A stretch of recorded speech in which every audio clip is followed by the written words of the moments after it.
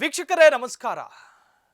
2025ನೇ ಇಸವಿಯಲ್ಲಿ July ತಿಂಗಳಲ್ಲಿ ಶುರುವಾದ CM ಬದಲಾವಣೆ ಜಟಾಪಟಿ ನವೆಂಬರ್ ಕ್ರಾಂತಿ ಎನ್ನುವಂತಹ ಒಂದು ಹೊಸ ವಿವಾದವನ್ನ ಸೃಷ್ಟಿ ಮಾಡಿ ಎಲ್ಲರ ಚಿತ್ತ, ಅದರಲ್ಲೂ ಕೂಡ ಕರ್ನಾಟಕದ ಪ್ರತಿಯೊಬ್ಬ ಕನ್ನಡಿಗನೂ ಕೂಡ ನವೆಂಬರ್ ತಿಂಗಳನ್ನ ಕಾದು ಕೂರುವಂತೆ ಮಾಡಿದ್ದ ಒಂದು ಬಹುದೊಡ್ಡ ಚರ್ಚೆ, ಪವರ್ ಶೇರಿಂಗ್, ಅಧಿಕಾರ ಹಂಚಿಕೆ.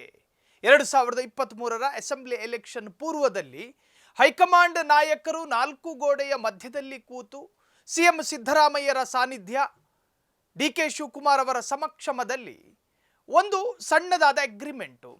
ಆ ಅಗ್ರಿಮೆಂಟ್ನಲ್ಲಿ 2.5 ವರ್ಷಗಳ ಕಾಲ ಸಿದ್ದರಾಮಯ್ಯನವರು ರಾಜ್ಯವನ್ನು ಆಳಲಿ, ಇನ್ನುಳಿದ 2.5 ವರ್ಷ ಕಾಲ ನೀವು ಆಳಬೇಕು ರಾಜ್ಯವನ್ನ. ಈ ಅರ್ಥದಲ್ಲೊಂದು ಅಗ್ರಿಮೆಂಟ್ ನಡೆದಿದೆ. ಹಾಗಾಗಿ ಆ ಅಗ್ರಿಮೆಂಟ್ನ ಆಧಾರದಲ್ಲಿ ನವೆಂಬರ್ ತಿಂಗಳಲ್ಲಿ ಅಧಿಕಾರ ಹಂಚಿಕೆಯಾಗುತ್ತೆ ಅನ್ನೋ ಒಂದು ಸಣ್ಣ ಸಿಡಿಮದ್ದು. ಅದು ಕೇವಲ ರಾಜಕೀಯ ವಲಯದಲ್ಲಿ ಮಾತ್ರ ಚರ್ಚೆಗೆ ಕಾರಣ ಆಗಲಿಲ್ಲ, ಅಧಿಕಾರ ವಲಯದಲ್ಲಿ, ಕಾರ್ಪೊರೇಟ್ ಹಂತದಲ್ಲೂ ಕೂಡ ಚರ್ಚೆಗಳಾಯಿತು. ಹಾಗಾದರೆ ನಿಜಕ್ಕೂ ಕೂಡ ಅದು ಸಂಭವಿಸ್ತಾ? ಖಂಡಿತ ಇಲ್ಲ. 2025ರ ಡಿಸೆಂಬರ್ ಅಂತ್ಯದ ಒಳಗಾಗಿ ಆ ಚರ್ಚೆಗೆ ಅಂತಿಮ ಮೊಳೆ ಹೊಡೆಯಲಾಯಿತು.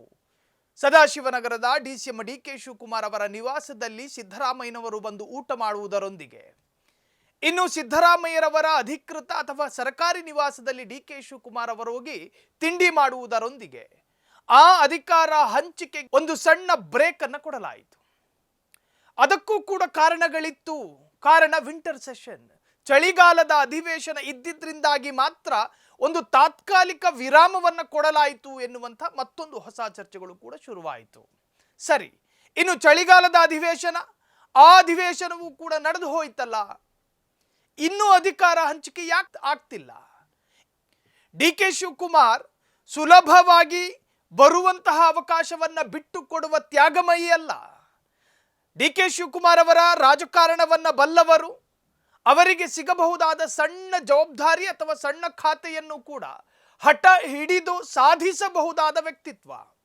ಅಂತಹ ಒಂದು ವ್ಯಕ್ತಿತ್ವ ರಾಜ್ಯದ ಚುಕ್ಕಾಣಿಯನ್ನ ಹಿಡಿಯುವ ಒಂದು ಅಧಿಕಾರ ಅಥವಾ ಸ್ಥಾನವನ್ನು ಬಿಟ್ಟು ಕೊಡ್ತಾರ? ಸುಲಭವಾಗಿ ಬಿಟ್ಟು ಕೊಡುವ ವ್ಯಕ್ತಿಯೂ ಅಲ್ಲ, ವ್ಯಕ್ತಿತ್ವವು ಡಿಕೆ ಶಿವಕುಮಾರದ್ದಲ್ಲ. ಹಾಗಾದ್ರೆ ಸಿಗುವ ಅವಕಾಶಗಳಿದೆಯಾ? ಸ್ವತಃ ಸಿದ್ದರಾಮಯ್ಯನವರು ಇತ್ತೀಚೆಗೆ ಸುದೀರ್ಘವಾದ ಆಡಳಿತ ನಡೆಸಿದ ಅಧಿಕಾರಿ ಅಥವಾ ಸುದೀರ್ಘವಾದ ಆಡಳಿತ ನಡೆಸಿದ ಅರಸು ಅವರ ದಾಖಲೆಯನ್ನು ಮುರಿದ ಸಿದ್ದರಾಮಯ್ಯ ಎನ್ನುವಂತಹ ಒಂದು ಉತ್ಸವ ಅಥವಾ ಮಹೋತ್ಸವ ಅಥವಾ ಸಂಭ್ರಮವನ್ನು ಆಚರಿಸಲಾಯಿತು. ಆ ಸಂದರ್ಭದಲ್ಲೂ ಕೂಡ ಸಿದ್ದರಾಮಯ್ಯ ಹೇಳಿದ್ದೇನು? ಪೂರ್ಣಾವಧಿ ಸಿಎಂ ಆಗಬೇಕು ಅನ್ನುವ ಇಂಗಿತವನ್ನು ಆ ಕ್ಷಣದಲ್ಲೂ ಕೂಡ ವ್ಯಕ್ತಪಡಿಸಿದ್ರು. ಅದರರ್ಥ ಸಿದ್ದರಾಮಯ್ಯನವರು ಸ್ವತಃ ನಿರ್ಧಾರ ಮಾಡಿಲ್ಲ ಅಂತ. ಹಾಗಾದ್ರೆ ಈಗ ಮತ್ತ್ಯಾಕೆ ಸಂಕ್ರಾಂತಿಯ ಒಳಗೆ ಸಿದ್ದರಾಮಯ್ಯನವರು ಬದಲಾಗ್ತಾರೆ ಎನ್ನುವಂಥ ಚರ್ಚೆ ಬಂದಿದೆ. ಸಿದ್ದರಾಮಯ್ಯರ ಕ್ಯಾಬಿನೆಟ್ನ ಯಾವುದೇ ಒಬ್ಬ ಪ್ರಭಾವಿ ಪ್ರತಿಷ್ಠಿತ ಮಂತ್ರಿ ಹೇಳಲಿಲ್ಲ, ಆರ್.ಬಿ. ತಿಮ್ಮಾಪುರ್ ಹೇಳಲಿಲ್ಲ, ಇನ್ನು ಆಹಾರ ಸಚಿವರು ಹೇಳಿದ್ರು ಅಂತಲೂ ಕೂಡ ಚರ್ಚೆಗಳಾಯಿತು. ಡಿಕೆ ಶಿವಕುಮಾರ್ ಮತ್ತೆ ಸಂಕ್ರಾಂತಿಯ ಒಳಗೆ ಸ್ಥಾನವನ್ನು ಪಡೆದುಕೊಳ್ತಾರೆ ಎನ್ನುವಂತಹದ್ದು ಅಧಿಕೃತವಾಗಿ ಯಾರು ಕೂಡ ಘೋಷಣೆ ಮಾಡಿದ ದಾಖಲೆಗಳು ಸಿಗೋದಿಲ್ಲ. ಮತ್ತಾರು ಹೇಳಿದ್ರು? ಕೋಡಿಮಠದ ಶ್ರೀಗಳು ಹೇಳಿದ್ದನ್ನ ಹೊರತುಪಡಿಸಿದ್ರೆ ಇನ್ನು ಯಾರ ಬಾಯಲ್ಲೂ ಕೂಡ ರಾಜಕೀಯ ಅಫಿಷಿಯಲ್ ಸ್ಟೇಟ್ಮೆಂಟ್ ಆಗಿ ಎಲ್ಲೂ ಕೂಡ ಉಲ್ಲೇಖ ಇಲ್ಲ.